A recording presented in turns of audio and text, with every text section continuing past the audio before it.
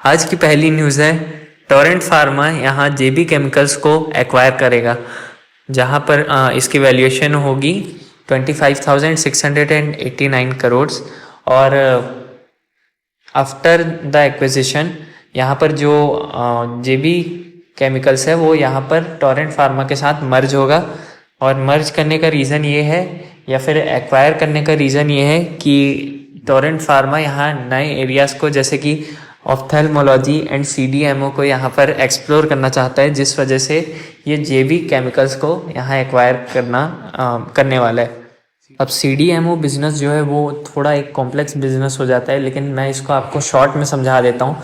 CDMO का मतलब होता है यहाँ जैसे हमारे जो कुछ कंपनीज है जैसे डॉक्टर रेड्डी हो गए, लॉरस लैब्स हो गए, वो यहाँ पर रिसर्च करते हैं एंड मॉलिक्यूल डेवलप करते हैं और देन उस मॉलिक्यूल को टेस्ट करते हैं, देन वो मार्केट में आता है। तो ये जो नए मॉलिक्यूल्स को रिसर्च करने का जो बिजनेस है या फिर बोल सकते हैं जो प्रोसेस है, इसको सीडीएमओ बोला जाता है। अब सेकंड न्यूज़ जो आ रही है वो निकल कर आ रही है एशियन पेंट्स, एक्सो नोबल इंडिया और जेएसडब्ल्यू पेंट्स, ये तीनों की न्यूज़ साथ में।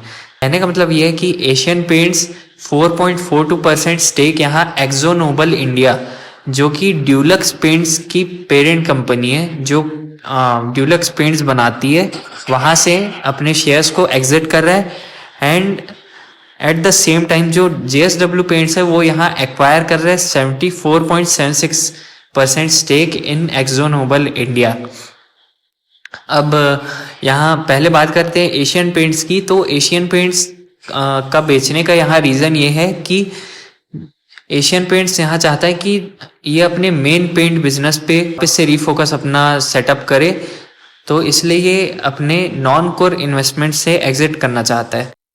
तो इस मूव से यहाँ ये दिख रहा है कि पेंट इंडस्ट्री में अभी डाउन ट्रेंड तो चल ही रहा है, लेकिन इसके साथ साथ कंपटीशन भी काफ़ी बढ़ रहा है। जैसे कि हमें पता है कि बिरला ओपस भी यहाँ आ गया है मार्केट में, जेएसडब्ल्यू पेंट्स भी यहाँ अपना पैर जमा रहा है, और साथ में एशियन पेंट्स जो बड़ा खिलाड़ी है वो यहाँ अपनी कमान संभालने में लगा हुआ है। तो आगे देखने वाली बात ये होगी, क्या एशियन पेंट्स यहाँ पर अपना मार्केट शेयर बचा पाता है कि नहीं।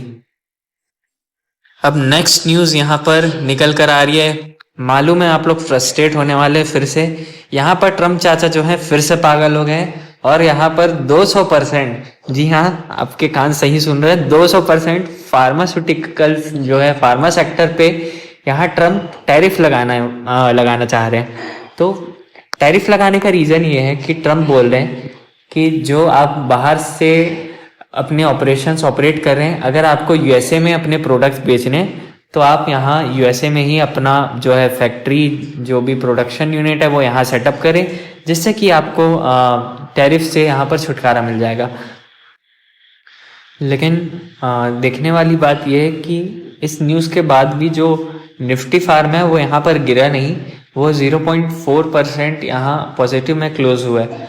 अब इसका रीज़न ये है कि ऐसे जो कंपनीज़ है जो सिर्फ इंडिया में ऑपरेट करते हैं उनको यहाँ कोई इफेक्ट नहीं होने वाला है, पहली बात। और दूसरी बात, जो कंपनीज़ यहाँ पर अपने यूनिट को सेटअप करके बैठे हैं यूएसए में, उनको भी यहाँ पर कोई लॉस नहीं होगा, उनको ये टैरिफ नहीं झेलना पड़ेगा। जैसे कि Lupin pharma, Aurobindo pharma, Laurus labs, ये कुछ ऐसे कंपनीज़ हैं जिनके यहाँ पर यूनिट यूएसए में भी है और यहाँ पर इनको यहाँ टैरिफ से कोई भी लॉस नहीं होगा।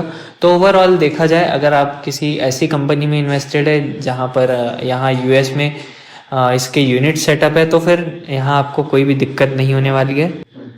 और या फिर अगर आप ऐसी कंपनी में इन्वेस्टेड है जो यहाँ पर काफ़ी हैविली एक्सपोर्ट करती है यूएस में, बट उनका कोई भी ऐसा मैन्युफैक्चरिंग यूनिट नहीं है यूएसए में, तो यहाँ पर ट्रम्प ने 1.5 ईयर्स का यहाँ टाइम दिया है। अगर कंपनी कोई ऐसा डिसीजन लेती है कि यहाँ वो अपने यूनिट को मूव करेगी यूएसए में, तो फिर आप उस कंपनी में इन्वेस्टेड रह सकते हैं।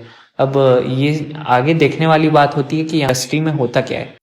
अब ये तो हो गई फार्मा की बात। यहाँ पर 50% टैरिफ जो है कॉपर में भी लगाया है ट्रम्प ने,